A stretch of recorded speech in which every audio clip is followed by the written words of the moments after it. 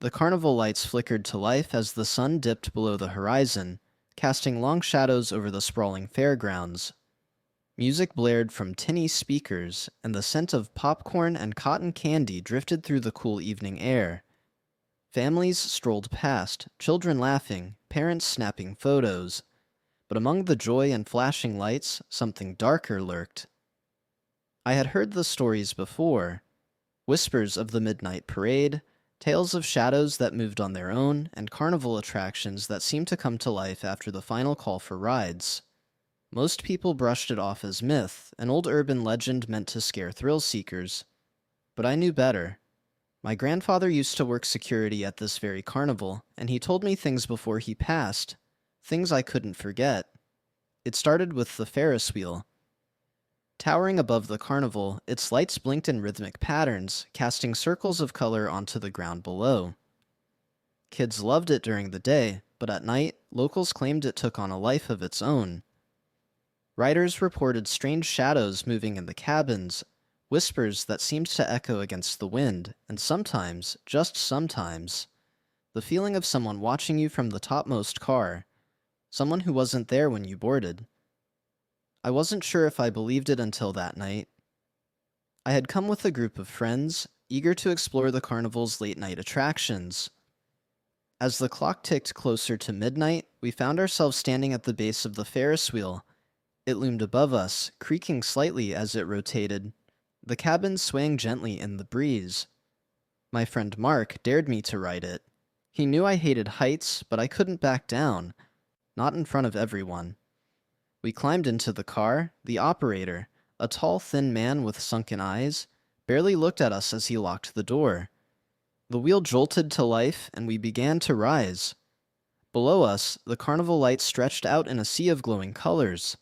Laughter and music drifted up from the fairgrounds, blending into a strange, haunting melody. As we reached the top, the wheel stopped.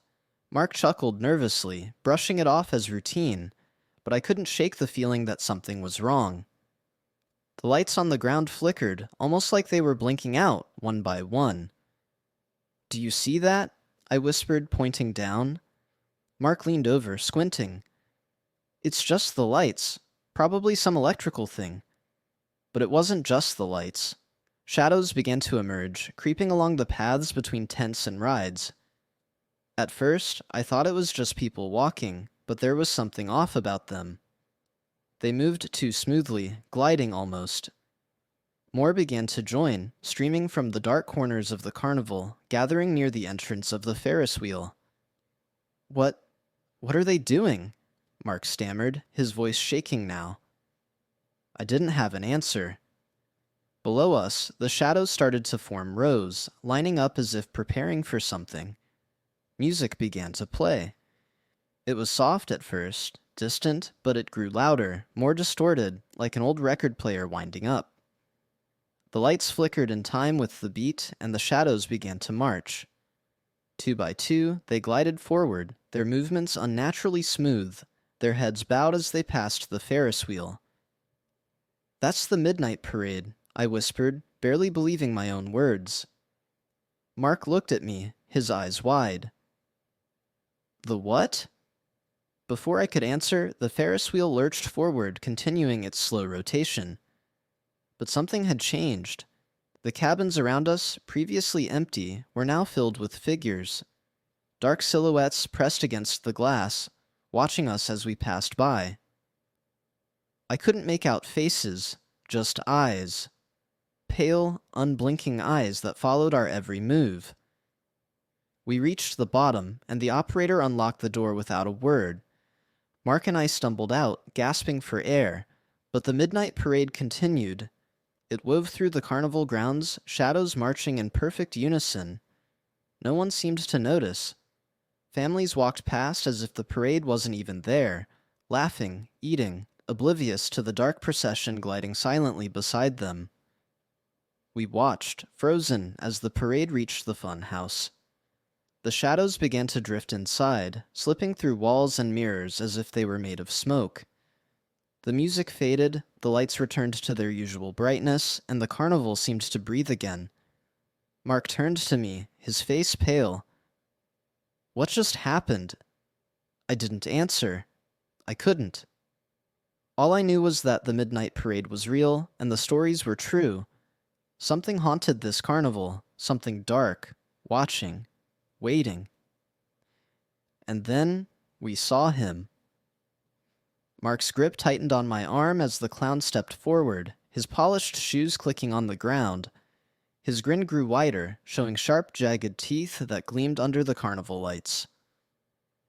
"Welcome to the parade," he whispered, his voice smooth and sickly sweet. "We've been waiting for you." His laugh echoed through the tent, and the mirrors around us flickered with shadows that seemed to dance. "The show is just beginning," he hissed, stretching out his gloved hand. "And you two are the main event." The shadows in the mirrors began to ripple and move, their hands pressing against the glass as if trying to break free. The clown raised his hand and snapped his fingers. Every light in the tent went dark, and the only thing left was the glow of his sharp grin in the shadows. "We can't stay here," Mark shouted, pulling me back toward the entrance, but the flaps of the tent were gone, replaced by mirrors that stretched endlessly. Our reflections looked back at us, but they weren't quite right. They smiled even when we didn't. They blinked when we stood still. The clown stepped forward, his eyes glowing like pale lanterns. "It's your turn in the midnight parade," he whispered. "Let's make it a night you'll never forget." The shadows in the mirrors began to crawl out, stretching their dark, claw-like fingers toward us. And in the middle of it all, the clown simply watched, his grin growing wider and wider. I backed up, my hand brushing something cold and metallic on the ground. My grandfather's flashlight. I grabbed it and flicked it on. A beam of pure white light cut through the darkness, and the clown staggered back, his grin twisting into a snarl. "No!" he shrieked, clawing at the light. His skin bubbled and hissed wherever it touched, and the shadows screeched, retreating into the walls. I stepped forward, shining the light straight at him.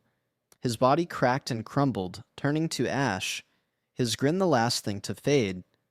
The carnival vanished. Mark and I found ourselves standing on an empty field, the scent of cotton candy and decay still lingering in the air. The midnight parade was gone.